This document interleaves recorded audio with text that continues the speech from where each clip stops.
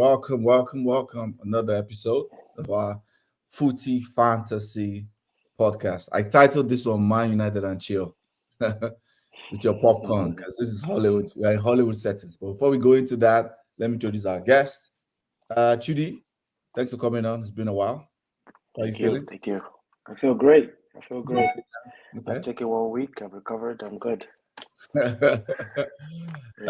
Daily Man, one and only Tricky. Thanks for coming on as always. Yeah, pleasure.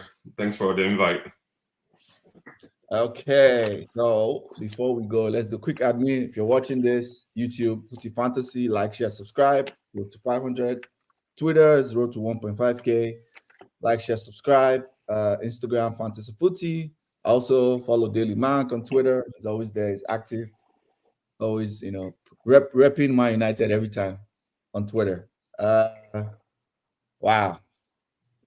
How do I even start this now?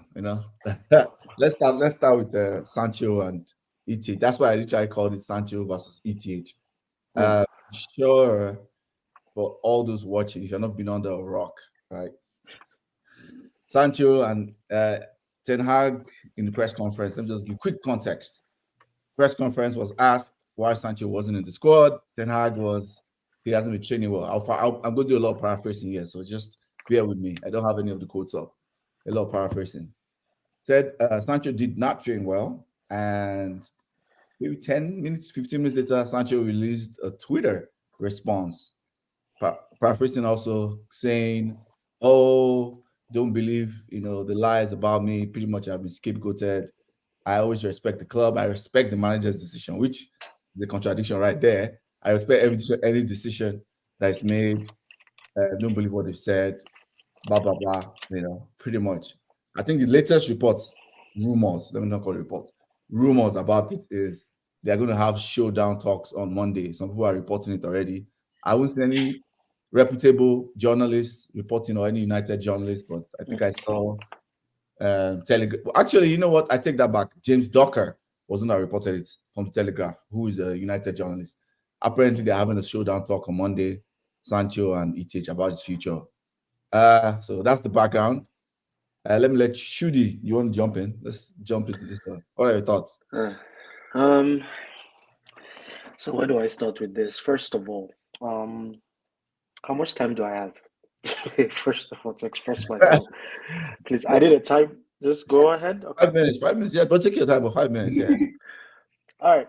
Well, first of all, basically, I've always believed in the art of accountability. Okay. I feel. Let me start from there. Accountability is very important, whether it's in football, whether it's in our workplace, whether it's in raising our kids, whatever it is. Accountability is very, very, very important in anything we do. And I cannot stress it as much. To grow in anything in life, there must be accountability. I go back to one of the greatest managers, Sir Alex Ferguson, and I look at examples that were made. 2005, 4-5 or so, or 2003, 2004, 2006 actually. Van Nistelrooy, we know the story with him talking out of turn with his manager and how that's transpired to Real Madrid. We saw the case with David Beckham in 2002 or 2003, where the hairstyle, and he would not take off the thing, doing the hairstyle reveal every time before a game, and the back and forth with Sir Alex. We saw how that ended up. We have the case of Diego Forlan with the boots. We have the case of who else am I missing? Let's go to Erik ten Hag. We have the case with Rashford. And my point is, all stressing here is just the art of accountability for your actions and this and what it does. You have to set authority right. With what happened with Jadon Sancho, you hear different cases, right? So ETH spoke about what the case was and whatnot, and maybe it was maybe it was a barrier in English, but I don't think he was biting his tongue like, look, this is what happened. But at the same time, it's if you have a certain standard that you're setting in terms of training and whatnot, that is what the standard is. You have to abide by it. This is just what the truth is, and you have to set those standards, or else players are just going to do whatever the case may be. I remember when what's his name, David Moyes came to England and came to Manchester United. Patrice Evra made a comment about him. It was like, oh, that when he came into the locker room, he said to the players, the likes of Pogba, the likes of Wayne Rooney, all these guys, he came there and he said, the first thing what he said was, oh, guys, as I'm coming in, I hope you guys will help me to make this team a success. Evra said that was the moment he knew this man had already failed the whole content. Like, that was done at that point in time. You do not put accountability in players. You have to instill that discipline and put that thing in there. So with the Sancho situation and whatnot, people are coming out. Ian Wright came out recently and made a comment about how you need to protect black players and this, that the man is carrying a whole load. You have to show some more empathy, like the case with Dele Alli. Look at what is happening. But people fail to understand that with Sancho, they gave him this man saw what was happening with him, saw what he was going through, took him out of the pack, took him to Netherlands, let him go train, let him go do his thing there, go through his therapy, do whatever he needs to do for 3 months, and brought him back, integrated him back into the team.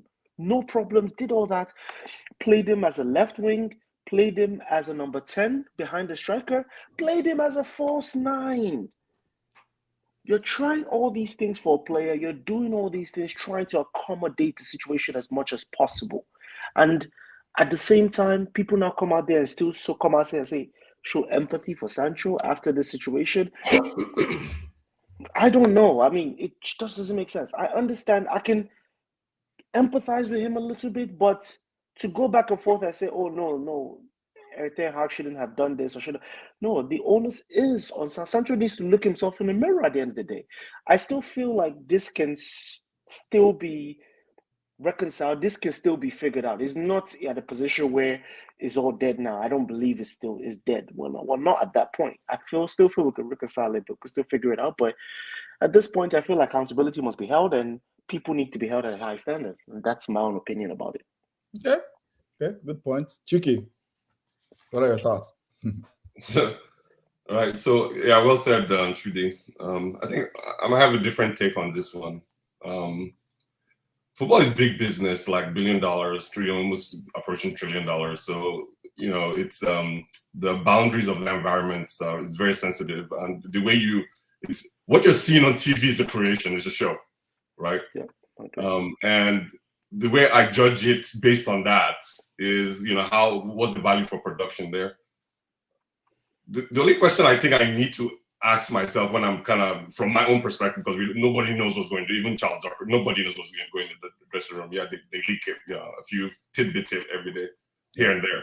But only the people, only the actors in that dressing room understand the entire context of what's going on. So from my people, I will ask myself, like, did Ten Hag really have to say what he said? And what's the return on investment of what he said? Is he going to uplift the player? Trudy already said it. He had that 3-month hiatus where he had focus training with some coaches. And that's where people applauded him, and that's fine.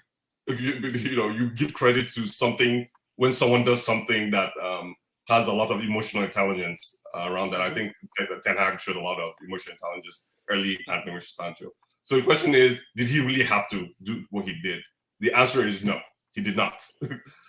Yeah, you can still do what you want to do without saying what he said in a public-facing manner. Okay, so what could be some of the goals? The goals is like put a fire, social media, we're all like psychologists and armchair psychologists. So people are like, yeah, you want to put a fire under Sancho White to probably do what Trudy was saying to alert him that, hey, you need to take accountability here.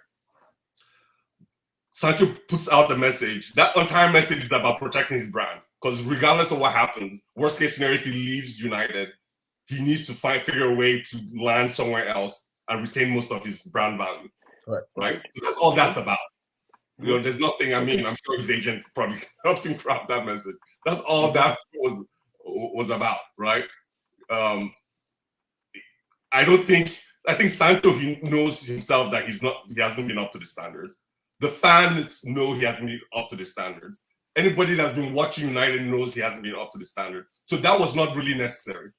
Like, we don't need to know Sancho is slacking in training to understand that he's not really performing on the field to a very, very high level based on the acquisition price that he was brought into United. We don't need to. That's public-facing information, right? So what really does this accomplish, right? That is only Ten Hag will really know. It could be after a bad loss, right? And it was a bad loss based on the fact that United was centimeters from winning the game, you know, right? And that was offside goal, by the way. You know, totally, right?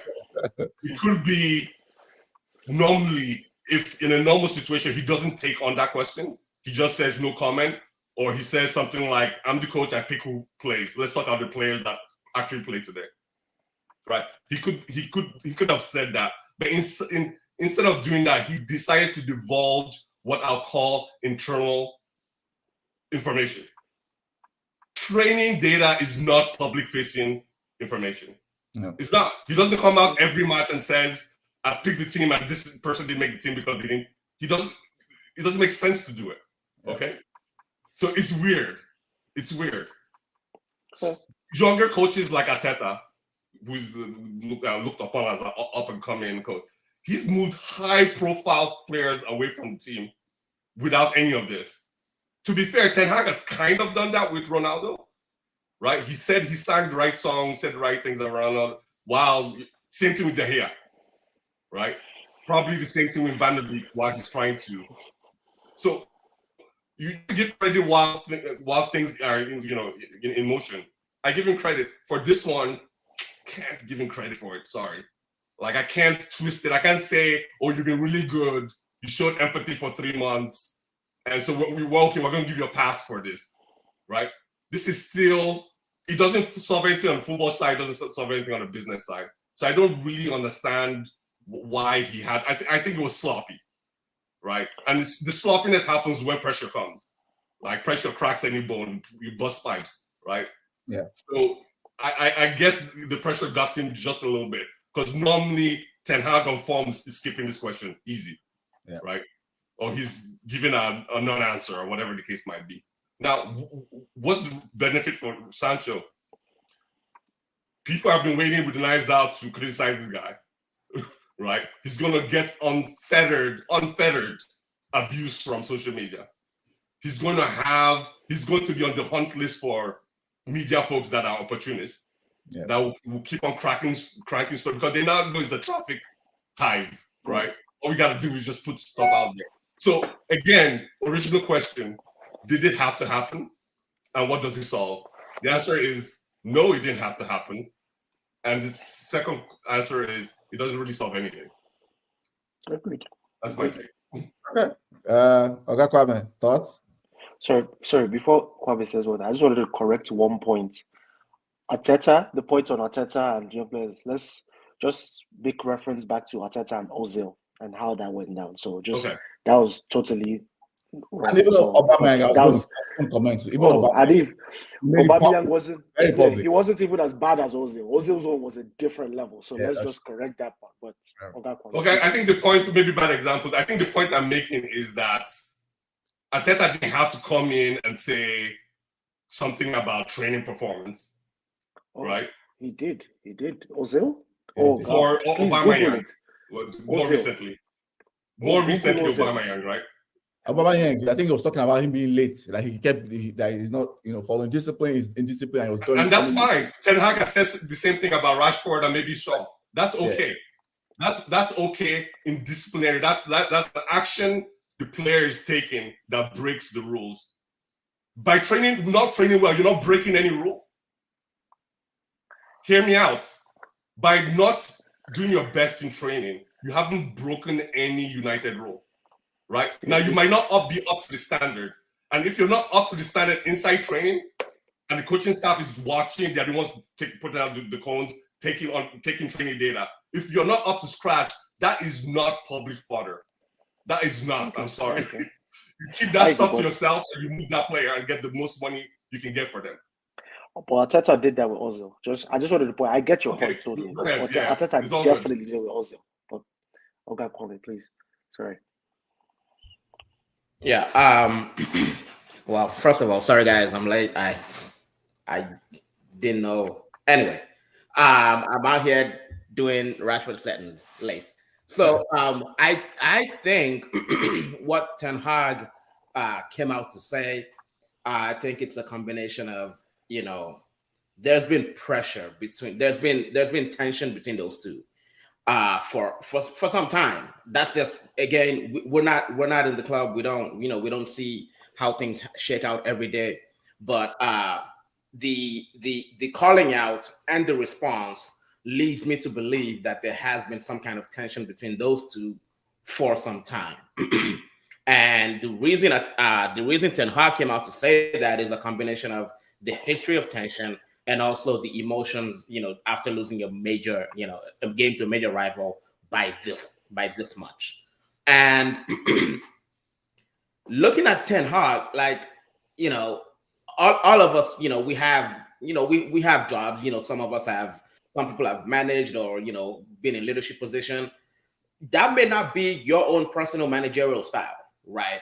I want to believe that wouldn't be my style. I wouldn't be that kind of person or that kind of coach or manager to come out and basically tell the world that my player, he's not up to scratch in training. But then again, that's why I'm not the football manager of a major club. I'm not managing one of the top clubs in the world. We have seen coaches come out and publicly call out footballers for not reaching set standards in training. I mean, I saw Jose Mourinho call Luke Shaw fat. I heard Pep Guardiola call Calvin Phillips like, bruv, this man he's fat. That's why he's not playing.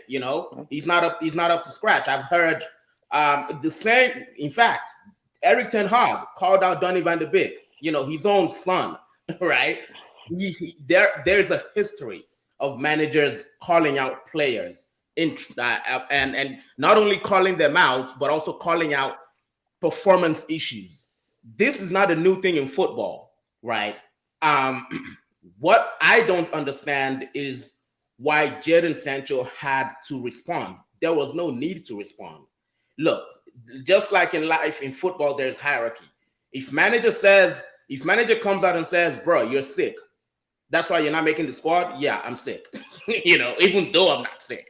If manager comes out and says, you have a knock, that's why you're not playing. You have a knock. Look, Ten Hag in press conferences, I've seen him. They ask him, oh, what's going on with this player? It's a leg injury.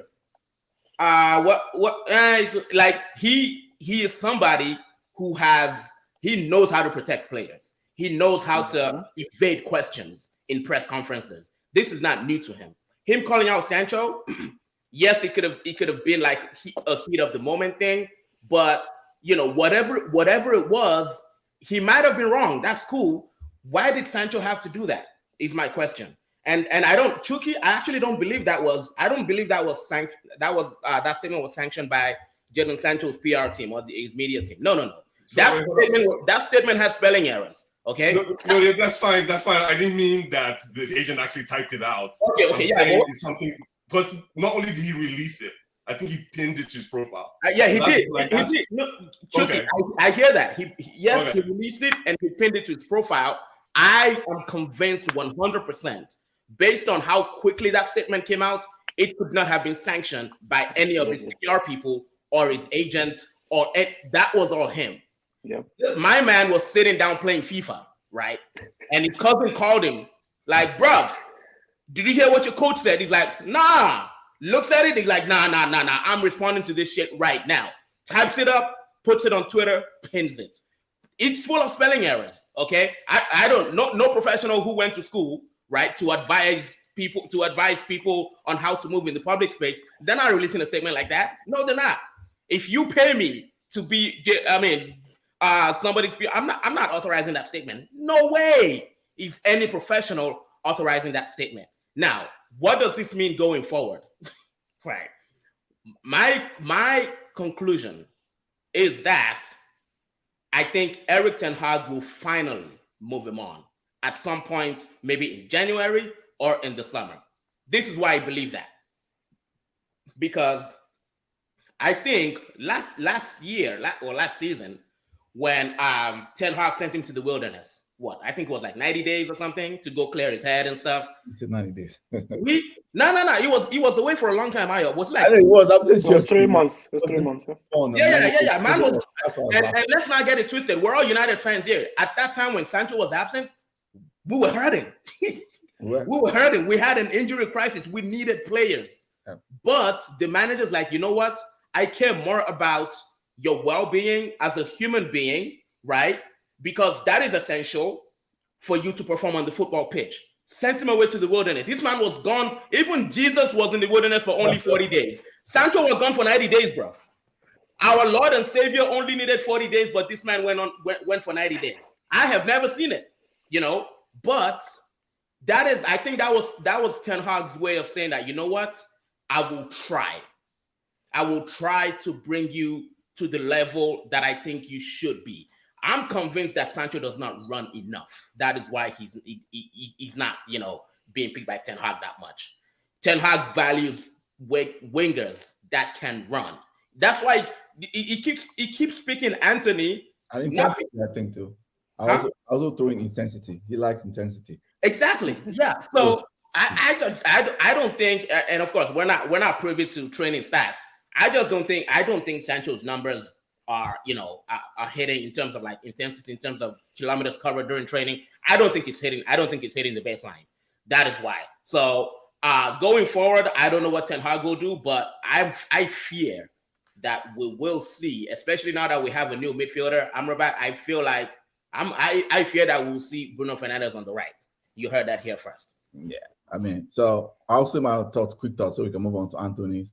Before that, we have a couple of comments. Let me take the comments. Ooh, this is a long one. I feel modern players can only be held accountable if they allow themselves to be. Sancho, to me, based on his history, as I've seen it, doesn't make an expert, doesn't appreciate or take kindly to criticism. Point here is we are very much a team missing parts, okay? You need players to perform, even if that's not exactly their preferred role. If it's not their preferred style, I worry about the mental fortitude, especially United players on the far end of the attack and defense. Chucky makes an amazing point because ETH has called out both Shaw and Rashford, and they weren't in their feelings on social media the next day. Whoever you are, put your name. I don't know who that is. Okay says, by not training well, it is technically a breach of contract. No. I'm not a sports lawyer, but I believe there are conditions of a contract that include trying your best. I'm not sure about that. I'll admit that United gave $375K a week to a player who has a history of missing training. Okoyemi says, relationship seems very fractured. Might be time to move on. Sancho to Saudi, perhaps 40 million. At this point, yeah, it looks like it. Doesn't run enough, doesn't track back, not sure himself up front with the ball. Okay, Suzanbachi. Okay, I think with the walls of text. Yes, those texts. So that was a lot. So my own quick thoughts about I'm like throwing something out right quick. Yeah, go ahead. Just some of the historical things you said. Remember when the 90 days in desert, what do you want to call it, however you want to characterize it? Remember 90 days and 90 nights in the wilderness. Yeah, exactly. Remember Ten Hag said it was both physical and mental. It is. Now I know it's easy as fans to just kind of be ragging on players and stuff like that, but the mental aspect is really really important. We saw the whole Dele Alli story, which is kind of probably recent. I don't even know the context behind that, but I know like players' mental health is like something we really have to kind of consider in this kind of discussions, right? So that being said, don't know. My main issue is this: if Sancho had released the thing, say, hey guys, I'm sorry for disappointing. Coach was right, Gaffer was right, blah blah. The issue is this: once the player comes out and disputes what the coach said, saying that this account you've just heard is false, right, is not correct, that's an issue. Yeah. This happened to Ragnick, I think, a couple of times. I think one with Martial and one with Lingard or whatever. All right? Yeah. Here's the issue. At the end of this trail is disruption. Because it doesn't matter about what's going on between... No, it does matter. It matters what goes on between Ten Hag and Sancho. But the wider team, what does the team think, right, about Sancho's position and versus Ten Hag's position? Do they think Ten Hag favors Antony a lot based on just him being the person that brought him in from his old club, paying a lot of money, versus do they believe Sancho and the little time he spent on that right wing has been more impactful and showed a little bit more, right? And does Sancho feel that favoritism is something, that's been impacted in this entire thing? So now you've opened this web of nonsense, right? Multifaceted nonsense that wasn't really necessary. In my mind, I still stick to my. I respect everyone's opinion. I still think it was just very unnecessary. This should have been handled indoors. Okay. Sorry, let me add my points. No, go on. Sorry. Okay, yeah. 4 points. I want to touch 4 things. First one, I won't dwell too much on that. I kind of agree with it, Tricky on that. I think ETH should have not brought it up, in my personal opinion. And that's just me, I guess, management style. I'm not too mad about it. I just think it has cost all of this now. It was not needed. He didn't need to do it. Very necessary. That's the first one. The second one is from Sancho's point. Sancho should have not. That was ill-advised, right? Yep. It was ill-advised to respond to that, especially when you have like minimum cachet with the club, like you have minimum credit in the bank to do that, to create this online war. Sancho should have not done that, in my opinion. Should have not responded to that. Just go walk into his office. If you're mad, talk about it, do whatever. Don't respond online. People say he has to defend his brand. I get that, but I just think with people have done this in the past. Where did he lead? Pogba, we've seen it. Like from here is downhill with the fan base. Exactly. The third point is from the club perspective. I say this every time, and I'm going to go slightly tactical here. I think it's very, very important for United to, and every club, when you are buying a player, these are part of the reasons when you buy a player and there's no clear plan for how you want to use the player. And when I say clear plan, I'm not saying, buy Sancho, he plays on the left, let me play him on the left. I'm saying answering a couple of questions. I think I posted in our WhatsApp group before. What made Sancho good at Dortmund? What do we need Sancho to do at Manchester United? What are the holes we need to fill with Sancho's skill set? What is Sancho's weaknesses? And that goes for any player X, player Y. What is that weakness? And how can we mask those weaknesses in our team? United need to continue to stop doing that when we recruit. We are seeing the same thing now replicate with Antony. That's why United as a club, as a whole, because this is the thing that's gone from manager to manager. I think as fans, we are very easy want to pin it on managers, right? I can say some of us, I haven't of course, been guilty of this in the past. With Mourinho, with Jose, with Solskjaer. But the more you watch soccer, the more you grow, you learn. You start learning some things when you see a trend. United has a trend of doing this. And I think Chelsea do that also, without digressing. We buy a player first, let's figure it out.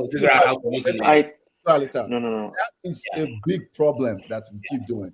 So I think this is part of the reason you buy a young talent, right? We're seeing Sancho, we're seeing Chelsea with Modric, we're seeing with Antony. We buy a player first, figure out to use later. With the heavy tag price, it affects the player, right? Yeah.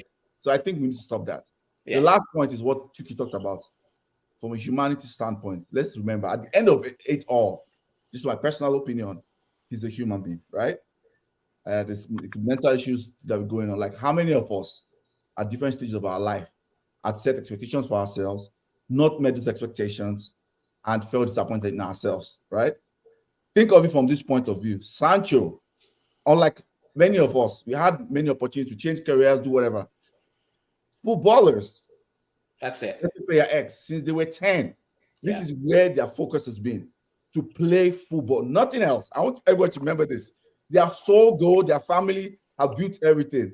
And every time they get to this point, after doing so well in Dortmund, and it's not working out, can you imagine the amount of mental toll? Aspire comes to United, I think it was the British record, if I remember, at the time, right? It was British record. No, Maguire was already the British record there. Okay, sorry, yes, I could. For a youngster, it was the British record. So it's like, imagine that mental, and it's not working out. Like, Sancho looks like a shadow of himself. Yeah. Sancho was, I think, was best world young player at the time. Yeah, one of those years he was. He was like, everybody wanted him. We wanted him. Liverpool wanted him. And we got him just because we were able to pay the wages. So that's what I want to say, like, from a human standpoint. And I think that should apply to every player, not just Sancho, right? So that it doesn't like, because, I favor Sancho. Every player, they are humans. It's not working out. It's looking like it's not going to work out, barring any miracle. So I think we should just, take it easy on, like, insult on Sancho, because I think he wants it to work out. Sancho himself wants it to work out. let me just quickly take just two of your questions, first of all. Yeah. First, I do not believe Man U does that as far as buying players without a plan. When Sancho came in there, they were trying to bring in somebody from the right hand, somebody from right-handed wing that could cut in and play that way. That's what he was doing in Dortmund, but he was versatile enough to play both flanks. So that's one of the reasons they brought him up. Even though he was right foot dominated, but he could also use both feet. They brought him in specifically for that role, and that's what they brought him in for. And he could also interchange and play that versatile system where they could interchange amongst the front three, which he did in Dortmund when he had the Royce and the London. They were doing it. They did it comfortably. Can I respond to that? And I don't want this to go to a different tangent tactically. Yeah. Who was playing behind him in Dortmund? Do you remember? Hakimi. Right? Oh, you've been on the wing. Yeah. Okay. So who was playing behind him in Manchester United? Wan-Bissaka. Sure. So the point I'm trying to say is I'm saying apart from I'm not taking Wan-Bissaka slander. Nah. No, come on. Right. Wan-Bissaka is not taking. No, I see your point. No, I'm saying like tactically, right? I don't want to go into that deep detail, but tactically, like what are his weaknesses? How does his strength interact with the rest of the team? If that makes sense, right? At Dortmund, I was watching a lot of Sancho, right? So I know Sancho like very well, what his strengths were. At Dortmund, one of his major strengths with the team was the one to interchange that they used to do, one pass. Like they had technical players all around him, like the triangle. Just look at the triangle in Dortmund and compare that triangle with Manchester United. Totally different. It was totally different. I'm not taking it away from Sancho. Let me be clear. Sancho has to take some blame on his stuff, right? I completely agree with you, Bob. My point is just in the grand scheme of things, he was brought to play that flag. My point is just saying that there was at least some sort of plan. That doesn't mean that was a clear plan, though. You can be invited. You can be bought to play a particular wing, right? But if your tactical profile or where your strengths and weaknesses do not mesh with the team, it will not work out. It will not. Okay, fair. Secondly, yes, ETH maybe shouldn't have said that. I agree with that point in time. But like, and you guys will also agree with the fact that maybe Sancho shouldn't have responded. But I'll say one thing about this whole mental thing that we're talking about. And as much as I show as much empathy as possible, I also point out some other examples. We've talked about Luke Shaw, we've talked about Rashford, but we've even talked about Wan-Bissaka. He's playing under a coach that clearly said, look, bro, you are excess to requirements. Yep. He put him on the transfer list. The beginning of this, he's like, look, I don't want this situation. August deadline passed and he couldn't sell him last season. And he was like, I could not get this man. I don't know how to get this guy out. He did not play for how many months? Then what happened at the end of the season? Why don't people bring up these examples? What happened to him at AWP? Because it's apples oranges.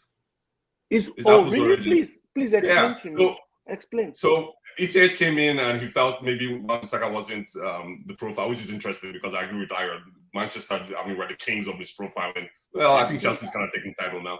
But we're up there. Chelsea don't win Champions League for that department. Exactly. They'll take the crown. But we misprofile players a lot. So AWB and based on what he had versus Dallo and maybe others, he was like, okay, this particular player does not work with what I want to do. Remember, he was already planning to change the hair. I think he was a little 50-50 on the hair, but I think the grand scheme of things, he was always going to change the goalkeeper position. So that made sense. Right. That made sense. So this is different. This is saying that, hey, you do not fit really into my plans. If you're in my plans, I can't be able to execute, so I kind of need you to move on.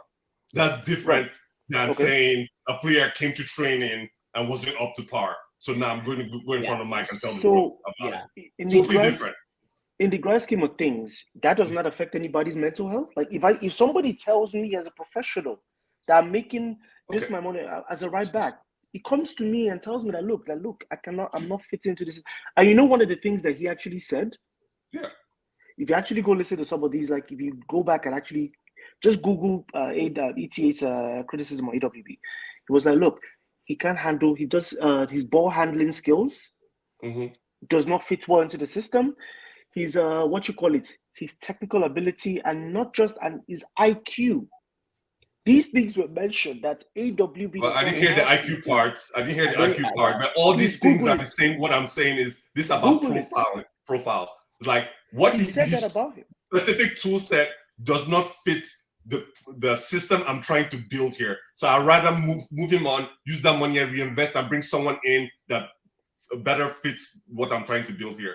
Now, I understand your point, but respectfully, how people respond to pressure, blah, blah, blah, mental, psychological aspect are very individual to people. Correct. You can't say because AWB went on a, he also did this 90-day program. I mean, yeah. And by the way, when he did it and put the video out, people were laughing on him all over social media. So I won't even take fans' opinion. Like at the end of the day, a person responds to to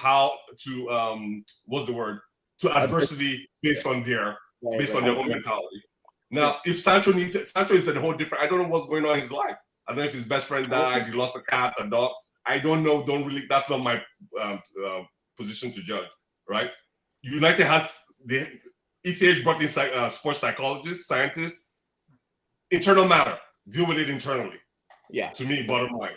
Deal with it internally. But I know we're going to move on from this topic. Yeah, let's move on. Yeah. But let's remember he had training issues in Dortmund and at Manchester City as well. So there's a history.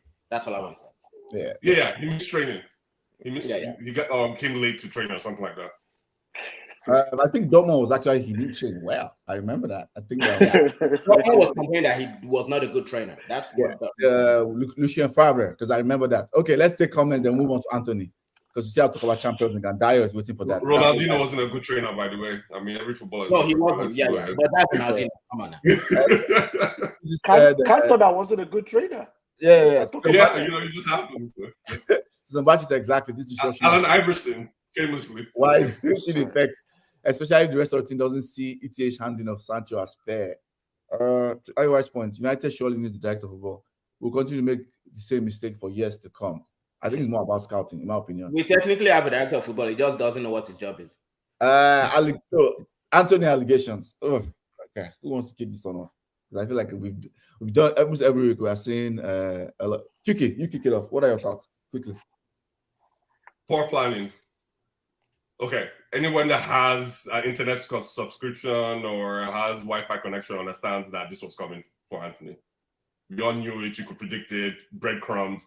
Okay. So the answer is, what's the plan? What was the plan to mitigate? Right? Yeah. We knew it was coming. So how do you handle it as an executive team? So I think what they decided to do is like, look, we have a better case here in Mr. Greenwood. Yeah. Let's see if we can take a stand there and use it as precedent to handle Antony, so we're good, we'll be Gucci, right? Did not happen, fell through, right? They probably told ETH, look, Greenwood is staying, count him on squad, we're going to put him in, this is when we're going to parachute him in, he's part of your right wing, you're going to be good. If whatever happens to Antony, since Antony is fresh and real life, remember Greenwood was not an acquittal, but at least a drop case. So we have like legal background to maybe kind of lean in and keep him in. So if Antony drops out because it's a fresh case, I agree, take the player out of the line of fire for an investigation to happen to protect the player, protect the accuser. I totally agree, right? So Greenwood was the plan, right? Greenwood was the plan. The plan wasn't Ahmad. The plan was not Pellistri, who he's been kind of very cold on, right? The plan wasn't Sancho. And he might have been thinking of Sancho, but like you said, Kwame, we don't know how long this will be brewing between both of them, right? In fact, the way he answered that question was like, FUCK Sancho right now, I really care. Throw it to the wolves, right? So it's poor planning, right? So there's a possibility it's going to happen and there's no plan. So right now, what we're left with is maybe shifting Bruno to that wing, right? And having an Eriksen or hopefully, or even Casemiro, who likes to play further away just because he doesn't have legs to protect the back anymore, to play up there, or a Mount. Okay, so maybe it's a Mount, right? And I was wondering, like, why are you really going for Mount like hard? Because one profile is not really needed. I already said something about making sure we're solving the most critical problems, right? So maybe thinking back, and maybe that might have been the underlying factor to allow Bruno to do something else, or maybe even Mount to go somewhere else. It's just bad. It's been bad. It's really been bad. Like look at the whole transfer issue. Look at, people always like to score transfer windows in a vacuum. Look at the environmentals going on with Sancho, with Antony. It's really, really bad. Really, really terrible. I don't like don't know what else to say about that. Just to be clear, Antony has been put on. I'm sure most of you know, but just in case you're watching, he has been put on leave of absence until further notice. That was the announcement. Can you just explain what he means by planning? Like, what else should they have done differently? I'm just curious. If you're in leadership, you do contingency plans. They knew this. You go into any operation saying, no, but wait, hold on. You asked the question. Let me answer it. Yeah, right? please. You go into any operations. It doesn't matter if it's football, factory, whatever. You go into operation with the worst case scenario planning. Like, here are the resources I have. If something happens to XYZ, what's my next action I'm going to take? If something happens to my next action, what's my third? Some people have all the way to, I think Arya told me one time that he has like up to Z planning, right? You do up to Z planning. Go ahead. Oh, sorry. And Chuki is saying that because there was actual knowledge. Yeah. Right? When let's look at the timeline when the message. Manchester United had actual knowledge that the Antony thing was happening in the background. That's a fact. They actually knew. When timeline? When? No. Let's go into the girls' allegations. All this happened like maybe February 2023, January, February 2023. As rumors. When all this happened. No, June. June? When it happened or when she reported? No. When the things happened to her, like when she had the injury and stuff. When it was an Ajax player. That was okay. See, I thought I was about to say this is seasons ago. So this is not new. This is not brand new. This is not like, COVID happened and we did not. No. They knew this well in advance, and that's where the planning comes in. Because look, if you know that another one is going to bite the dust, and you know that right wing has been a problem at the club, bruv. Now we're left holding corn, and they deserve it. I mean, they said the first May 2022, the first police complaint was filed. That's a year and a half ago. Exactly. Fair enough. Okay. Yeah. So go ahead. I just want to share my position on it. If I don't know if Trudy was gonna go ahead. No, go. Okay. I wanna start with let's understand that football itself is a very, very it's a male-dominated industry, right? Yeah. And the leaders, the people at decision-making level, we've seen it with the Manchester United case, them trying to bring back Mason Greenwood. We've seen it with Luis Rubiales in Spain. Yeah. We've seen it with Manchester City, like we've seen issues of domestic abuse, women's issues not be handled well in the football space, right? Secondly, we know that police institutions are also very male-dominated, right? And again, public issues that have come out to the public, as law enforcement, criminal issues, legal issues regarding women's abuse of women. The police has also not been the best, in handling things like this. Yep. Now, Brazil itself, if I'm listing, the countries that are like champions of women's rights all over the world, just like Nigeria, just like United States, I'm not going to put Brazil at the top of that list. I'm just saying, okay? No shade to any of our Brazilian friends, but it's just fact. I know Nigeria is not even close. I know the United States is, not at all. So what I'm trying to say is this. You bring a confluence of all these things, right? The fact that the Brazilian Football Federation, right, has sat down, listened to what the Brazilian, Policia Nacional or whatever the national police is, and they're like, you know what? Yeah, and they must say Policia. What is that? I'm just saying. I mean, whatever they call their police, so the Brazilian police. The Brazilian, the Brazilian Football Federation. Well, the Brazilian Football Federation has this. Let's not even go there. Yeah. Please don't mention the name, please. I'll tell you why I mentioned the name. So the Brazilian Football Federation, based on whatever information they've gotten from Antony, from the girls' camp, from the Brazilian National Police, they've decided, you know what? Let's keep him away. Right? There has to be something there. There has to be something there. If they have made that decision, there has to be something there. And I think this is proof again that Manchester United does not. I don't know if they learn. The club does not. The club does not learn. You know, I agree with Chucky. The test case for them was maybe their planning was Mason Greenwood, and then that blew up in their face, and they're like, you know what? We don't know what to do with this Sancho, huh? I could have told them for free. I was saying in our group chat that this was going to blow up. I've been saying this for a long time. Exactly. And I don't know if it was remember, I don't know if you guys saw the poll I put in our WhatsApp group.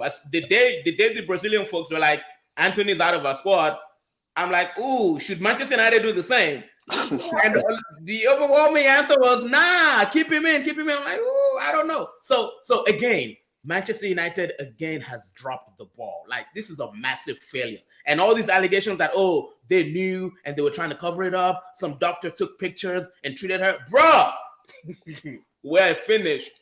We are finished. And I think that club right now needs to prioritize. I don't know what training they give them with regard to like sexual harassment, dealing with women, dealing with your public profile, how to interact with women that I don't know if it's like a quarterly thing where they just click and hit submit and take a quiz at the end. That shit needs to be a seminar.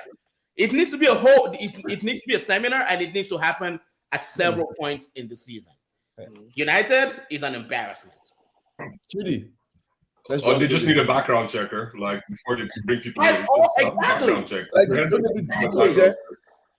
I don't have much to say on this. I think was that.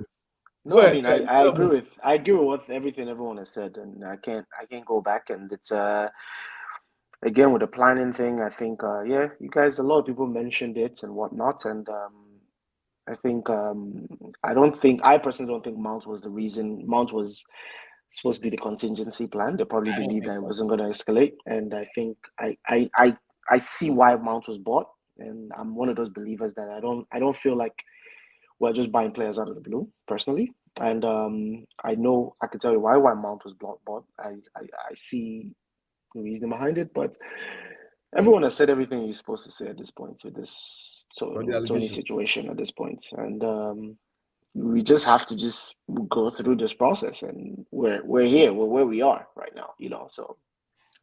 And I guess they looked at maybe Pellistri. Oh Jesus, I don't know if I said that, but yeah, Pellistri, and I mean, who knows what the plan is, but it is what it is at this point. There's nothing more to add, to be honest. I think football. First of all, let me take quick comments. Henry says, cough. Okay, I know you're here. Arsenal fan, Henry Ibitoku. Since you're scouting, the panel needs to enter Okija's shrine for sacrifice.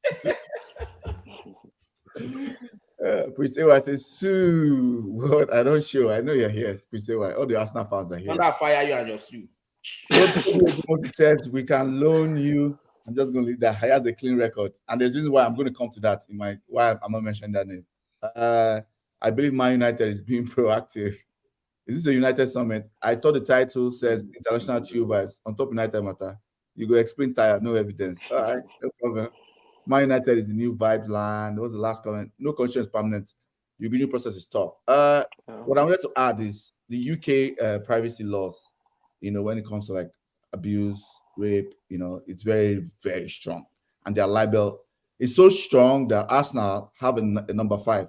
That I'm going to call number 5, who plays for Ghana, right? And he's a current rape suspect. Yeah.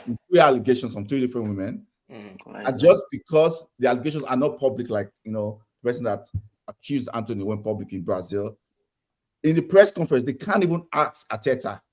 So when even Athletic and other, we call him player X.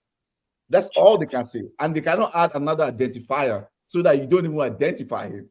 That's how crazy it is in the UK, right? They don't talk about, these are 3 people currently And week in, week out, Arsenal play this player consistently. No issue. Nobody's talking about it. Everybody's pretending like nothing exists about this. And it's because of UK privacy laws. I'm just trying to say, like, the UK libel issues is very strong. It's so strong that if anybody mentions his name, like, literally you're going to be sued. So I wonder how we were able to know about Ben Mendy's case then. Is that because he's actually went to trial? Correct, yes. Okay. All right. Man City had known about it a year before, just like Greenwood. I keep telling you, Greenwood, we had known about it longer than when he came out. Yeah. The sixth time they removed it from the squad, when we were wondering what happened, we were asking Oli, that's the first time it happened. It's just like the Greenwood case when they actually went to pick him up. They'll say something like, Greater Manchester Police have come to like an undisclosed person. They can't really say details. Yeah, like that's stringent there. Yeah. So it's cringy. It's cringy, and I think enough for us not to go too far. I mean, I think that's it for the United. But let's talk about Champions League. I mean, I know that we want to drop off. Chuki, okay, Kwame, if you guys want to drop off, that's fine. Okay, all right. See you guys later. Please stay on. Don't drop off. We're talking Champions League. Chile. Don't go anywhere. All right. Right. Dayo, I know you've been on mute since. Sorry, Dayo. Thanks for listening and being patient with us. While we're talking, let's move to Champions League. Group stages prediction. So this one, I think we'll just do like quick fire. If you have any one-liner, so this is how we're going to do it. We'll say the two people that come out of the group, who goes to Europa, who goes out, and keep it moving. And if you have any reason why, just one liner, no need to go into in depth. So kind of quick fire approach. So Dayo, I know you're ready. And you're jumping at the bit. Dayo is a Bayern fan. Okay. Okay, so okay. Your mic is good. Okay, yeah. Okay. Group A, I think Bayern should qualify, top the group. But with Antony's scandal, I think Man U might be even better without Antony now. So I think Man U might actually be a challenge now. Galatasaray should go as third because they bought a lot of players. They bought like 11 players: Zaha, Ndombele, Icardi, Demirbay, Angelino, Ziyech. So it depends on, or it also depends on who you're meeting them. When Man U is still unsettled now, if they should meet Galatasaray, that might be a problem. So, but I think Bayern, Man U, and Gala goes to Europa. Arsenal. Gala goes to Europa League. Arsenal wins. We're going to go around. Hold on, Dial. Let's go around. Judy. Group A? Yeah. Group A, I'll do Bayern and Man United too. Definitely. And Galatasaray going to Europa. I think it still feels me as straightforward. I think in 6 games, we're going to have one of those upsets in maybe a Copenhagen. Somebody will shock us. I believe one of the teams will shock us. But I feel like we'll still figure it out. We'll still figure it out out of that team, out of that group. So I see Bayern doing it, making it out there. Actually, I don't also fancy that Bayern team as people think they are, personally. But I still think there are a lot of missing pieces, especially in their midfield and things like that. But Man U, Bayern, they should be out of there together. I don't know. I think Bayern will still win the group stage still. That's why I should be third. Okay, I agree with you guys. I'm not going to say. Okay, Dayo, Group B, Arsenal. Yeah, the missing piece in Bayern is the coach. He doesn't know what he's doing. Okay. So Tuchel doesn't know what he's doing. So that's the missing piece. But it should still be strong enough to overwhelm Man U. I see us getting 4 points. Group B, Arsenal wins the group. Hey, wait. 1 second, sorry. Let me take comments very quickly. I thought that's what Arsenal was selling. I think talking about Partey, United to Europa. Why? Because the low-key time bomb. How do United expect to qualify when your record is outrageous? You are going to Europa. Okay, we'll come back to this point. Dayo, Group B. Arsenal wins easily. They're going to beat Sevilla. Sevilla is actually confused right now. I think they were trying to sell all their players during the summer or something like that. And they probably feel more comfortable in Europa. So maybe they will even try to get into third place. Yeah, Sevilla. Then I think PSV. Arsenal wins easily, maybe like 15 points. 15 points plus. Then second, Sevilla. Okay. PSV goes to Europa. Okay. Judy. Arsenal does not win this group easily. And I go back, and not that I respect Arsenal's playing amazing football, but at the same time, we've also seen what PSV has also done to them before in the past, I think last year, and on one or two separate occasions. And even Lords, as much as you play left and right with them, like they're teams that will trouble, as much as crazy as it sounds. Like Arsenal is not winning this thing easily, that's for sure. And that part, I think I can confidently say that. But at the same time, I still see Arsenal taking it. Okay. PSV probably second, in my opinion, and then Sevilla, like you just said, going to Europa. Sevilla, I would have put them up there, but there's a lot of nonsense going on with them this summer, especially, and all that's going on. And honestly speaking, they might come back and still surprise, because that team just has a way to just annoy and frustrate people. They know how to frustrate people and get under your skin. Those two teams, Sevilla especially, they know how to keep a goalless. They know how to do these things. But so Arsenal, PSV, then Sevilla probably going into Europa. I'm just agreeing with everything. Those are my picks. Group C, Dio.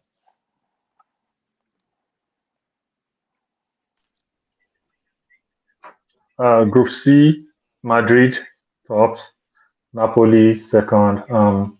Braga, I'll pick them Braga over Union, because Union doesn't have any experience at all. Okay, that's fair. Judy? I think the same, but I think I fancy Union before them. I think I happen to catch quite a number of their games in the. They're really good. They're a fancy outfit. Like, you'd be surprised what these guys can do, and I think they will make some noise. And that is, but I still don't see any surprises for them for them to trample any of the Madrids or the Napolis. But which I also think, whether it's a Madrid or Napoli that comes first or second, that could also be interchangeable. I don't think it's Madrid that wins it per se, but for now, I'll say Madrid. I'll agree with him, other than Union Berlin being third. Okay, I have it different. I have Napoli winning. I have Real Madrid. Okay. They typically don't take group stages serious. It's like they just mess around. Yeah, Real Madrid second. They'll just do enough to qualify. Union third. Braga fourth. Okay, Group D. Daya, let's quicken it. Napoli tops, Inter second, Salzburg third. No. D. It's Benfica, Inter, Sociedad, and Salzburg. Those are the teams. Oh, okay. Oh, sorry. Benfica tops, Inter second, Salzburg third. Oh, wow. Benfica top. Okay. Judy, do you agree with that? I agree. I don't think Inter makes it out of this group. Oh, wow. That's your big shout. I don't think Inter makes it out of this group. Okay, that's fair. I was waiting for somebody to have an upset. I was waiting for the upset. I have one upset. I don't think Inter makes it out of this group. I think I agree with Benfica first. I want to say Salzburg for some crazy reason, but I want to say Salzburg. It's between Salzburg and Sociedad, but I don't think Inter makes it out of this group. I don't know where they're going to place, but I do not think they make it out of this group. But I do agree Benfica first. And just for completeness, maybe I'll just throw in Salzburg as second, then maybe Inter third. Wow, okay. No, I think Inter makes it out. I think Benfica comes second. I think that tops, actually. And I think Inter tops? Okay. Yeah, third. Okay, Group E, Atletico Madrid, Celtic, Feyenoord, Lazio. Dio. I'll go with Atletico tops, Lazio second, Feyenoord third. I think this is pretty straightforward too. I want to agree with him. Yeah. What did you pick? What did you say was the third? Feyenoord. Celtic? Feyenoord. Yeah. Okay. I think I agree. Athletic, Lazio. Yeah. Feyenoord third. Yeah, I could agree with that too. Yeah. We're all in sync for that one. That's what I have to. Group F, Milan, Dortmund. I think it's the group of death. Milan, Dortmund, Newcastle, PSG. Dio. Dortmund finished last in the group. PSG wins. PSG and Milan qualify Newcastle to Europa. That's exactly how I see it. That's exactly how I see it. Actually, just being in sync. That's what. I don't want to exactly how I see it. Have Newcastle going through. Nah, I feel it's their first time there, and also currently what they're doing right now, I don't feel like they have it. I don't think they have it in them. Okay. Group G. FC, FK, Zvezda, Man City, Leipzig, Young Boys. City top, Leipzig second, Young Boys third. Someone said which group Chelsea did. I want to check something. Chelsea is high. With Liverpool. With Liverpool, exactly. 5 wins, won their last 15 away games. United. Thinking you will get out of this group is wishful thinking unless something changes. Don't worry, please say why. I'll remind you when we come out of the group. I'll remind you. Yes, sir. Please. I agree with you with Group G. I think I have the same. What did you say? Sorry. I got distracted. City, Man City, Leipzig, and Young Boys, and that new team that's just coming in. These new teams are just coming for the first time too. They coming out, they start showing themselves. But who is the new team? It's the Vets. I've never heard of them. Oh no, they were there. They are former European champions, though. That's Red Star Belgrade. That's Red Star Belgrade. That's true. Red Star. That's Red Star. They just changed their name since. I did not know that. They come regularly. They just don't make it. Change of name, I think. Okay, my mistake. Maybe that's their local. That's their native name. Okay. I don't know much of them, so I'm not even gonna speak. So I'll agree with Daria here. The final group is Barca, Porto, Royal Antwerp, Shakhtar Donetsk. So Barcelona top, Porto second, Shakhtar third. Barcelona tops easily this, and same I agree with him. Just that it's going. This is the group that I see Barcelona at least getting 12 or 40, 15 points, at least winning 4 of their games here. This one I have an upset. Barcelona top, that's not the offset. But I think Shakhtar Donetsk come second. I think Porto don't come through. Porto go to Europa. Porto will go. That's not really much of an offset. It's not. Yeah.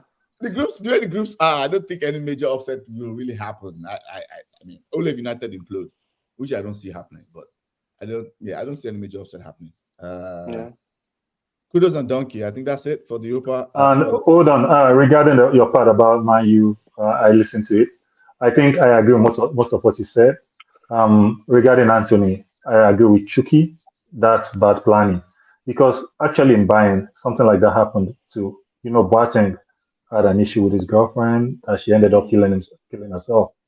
That was one of the reasons Bayern did not actually extend his contract before he went to court. So because, it was just going to be a major distraction. Lyon did not take that into consideration. They signed Boateng and they just had to keep him on the bench and away from the team for a long time till his contract expired. And, so that's part of the thing Chucky said too. Like you should have seen this coming because you're a big club, you're a $1 billion enterprise. You shouldn't just wait until things happen to you. You have tabloid people who can. You are ahead of it. You are in front of everybody. Before you and I hear this news, Ed Woodward should know what's going on or what's probably going to happen. You should have maybe private investigators on all of your key players or something like that. And regarding the Sancho thing too, that I said that you didn't consider the environment. I think that's a different from building from a point of strength versus desperation. Man, you just have to win something, and it's been so long. So you can't. Okay, Pep can say, okay, Sancho, I'm not buying Sancho anymore, and people will understand. But if Man, you should say, I'm not buying Sancho anymore, half of the fan base will be like, oh, there we go again. We are not a serious club. So that is one of the problems. And regarding ETH making that statement, I also agree that it was unnecessary. Take this from a fan of a club called FC Hollywood. It was totally unnecessary. That's what we do at Bayern. Coaches calling players out, fighting each other, snatching each other's girlfriends and stuff like that. Is just that's what we do at Bayern, and it's always a distraction. When the season is going well, that's when something will happen. When Mane will slap Sané, and Yeah. Okay. All right, okay. that's all I have. All right. Thank you. Chidi, Kudos and Donkey of the week. And Dario, if you want to give us Kudos and Donkey, you can give us if you want.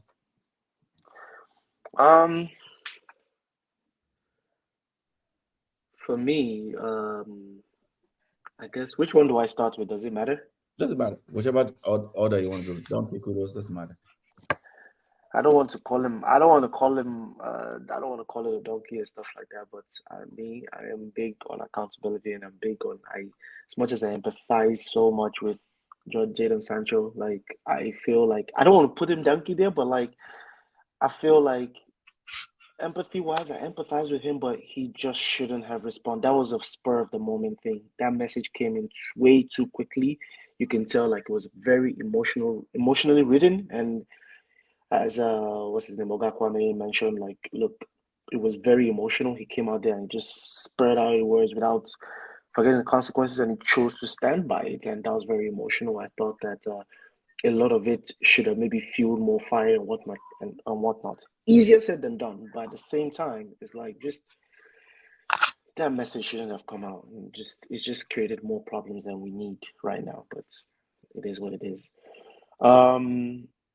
As far as kudos, I don't even know. I don't. That's fine. I've been so stressed with Yeah. actually, my kudos would be as much as we've received criticism from what happened against Arsenal last week. A lot of people were talking about, oh, you know, we didn't play with pressure, we didn't have any heart and stuff like that. A lot of people, I feel like I want to give kudos to my team actually, like ETH especially, with where we are now compared to where we were last year. And I know we're out of time, but I'm just going to take 2 minutes just to quickly elaborate. And it's the fact that with where we played against Arsenal, how we played against Arsenal was a totally different team in terms of how we are playing our transition football. The level of comfort we have passing out the back, which the likes of a Lindelof, the likes of a Wan-Bissaka had no clue what that meant in terms of moving the ball in the back, drifting into midfield, all these style of plays and whatnot. And I feel personally, looking at it from where we started to where we are today, and not to dive too deeply into it because I had so much notes I took down from that game, and it's like I feel it's night and day from where we have come from, and I feel we need to chill out on a lot of the things I've been seeing on the fans on ETA's head and whatnot. I'm like, people are like losing it in my own personal opinion. I feel like we have personally made improvements, and I still see positives for the manager, and I am strongly behind ETH. So I agree with everything you said. And just to add one last layer about that is just compare the two games, right? The last year 3-2, even though that looked like a better result, right. We watch it, we're camped in our box throughout that. Absolutely. Yeah. Like I remember there was a record that came out. I think the amount of blocks that Martinez and Varane made in the one last year is the highest amount of blocks defenders have made. I think the whole Premier that last year. The last season, that game Arsenal should have blown us apart. It should have ended like 5. Absolutely. But yeah, I agree with you about that. And I'm also behind it, just to be clear. Everybody that knows. And I'm behind for different reasons, but I'm behind him. Dio, kudos and donkey of the week. Kudos of the week. Neymar breaking the Brazilian record. Okay. Donkey of the week, Hansi Flick. Oh yeah, he was fired today. I saw that he was fired today. Losing at home 4-1 to Japan. You gotta go. But wait, is that not question or was that not a friendly? Yeah, that was a friendly. Wow. Japan beat Germany in the World Cup, beat them in the friendly again. 4-1 at home. They do. I don't know what for because I saw it, I was like, wait, this is a friendly though. Well, hey, whatever. Okwes asking you, were you born in September? I want to see something. I was like, I don't know where it's going there. Maybe optimist. Yeah, I mean, like optimist. I don't know where it's going with that. Maybe like your star sign or something. Oh, my kudos. My kudos is Osimhen and Asisat Ashola. to Nigeria, my fellow Nigerians, for being nominated in Ballon d'Or list. Osimhen scored a hat-trick today in Cup of Nations for Nigeria, which won 6-0. So they both get my kudos of the week. Osimhen is doing great things, and I think we'll do great things for Nigeria. Probably win like one Nations Cup, I predict, for Nigeria. My donkey of the week is Manchester United. Not ETH, but like what's his name? As an organization, yes. Richard Arnold, John Motor, what Dio said, hit the nail on the head. Like you can now be Manchester United and have signed Antony in August 2022. And did not see that there was a police file. There was like a accusation, live accusation there. And they went and still, like, on the file, it's there. Like, we need to do better due diligence. We need to do better. We just need to do better as an organization. I don't want to go into deep, but people know how, most people that know me know how I feel about, like, the way we handle these issues, like gigs. I'm Fergie going to go and give, testimony for gigs, all that. Gigs being in the box. Yeah. I mean, it's, for me, I think we need to be more responsible. That's where I end it. Responsibility is the word where I end it. As an organization, we need to be more responsible. Whatever that means to everybody, it doesn't matter. I think we need to be more responsible. We'll come to the end of the show. For everybody in the comments, I think there's the last comment. This guy can talk, Sha. All love, though. End of the show. Judy, thanks for coming on. Appreciate it. Appreciate it, man. Dio, as always, giving us our, encyclopedia of facts. Right. Everyone else, we're out. Take care, guys. Peace.